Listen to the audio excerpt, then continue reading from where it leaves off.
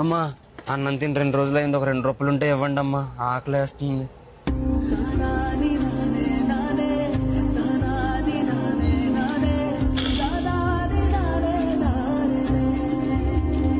సరే, ఈ 100 రూపీస్ తీసుకొని మంచి ఫుడ్ తిను, సరేనా? బాబు ఆకలేస్తుంది, 2 రూపాయలు ఉంటే ఇవ్వా.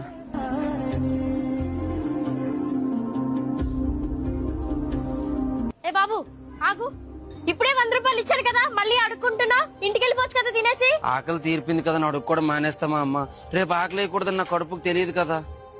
అవును, నువ్వు చెప్పింది కూడా కరెక్టే. అవును, నేను ఇతనికి రోజు అన్నం పెట్టించగలిగితే ఇతనికి అడుక్కునే పరిస్థితే ఉండదు కదా. ఏ బాబు ఆగు, నేను నీకు రోజు అన్నం పెట్టిస్తాను, నువ్వు అడుక్కోవడం మానేస్తావా? అంతకంటే ఇంకేం కావాలమ్మా? రోజు అన్నం పెట్టిస్తే చాలు, నిజంగా అడుగు కూడా మానేస్తాను. సరే, ఒక నిమిషం ఇక్కడ కూర్చో, మళ్ళీ వస్తాను. హలో ఏంటమ్మా, ఏంటి ప్రాబ్లం? కాల్ చేసావు? సార్ వీడు నా దగ్గర డబ్బులు దొబ్బి నన్ను పాడు చేయాలనుకున్నాడు సార్, మీరే నన్ను కాపాడాలి. దిక్కున్నాను కూడా రేపిస్ట్లు అయిపోతున్నారు. రారా నువ్వు, నీ కొత్త పాలు పడతా జైల్లో. ఒక్క నిమిషం, జైల్లో 3 పూట్ల అన్నం పెడతారు, తినేసి పడుకో. వందనాలమ్మా.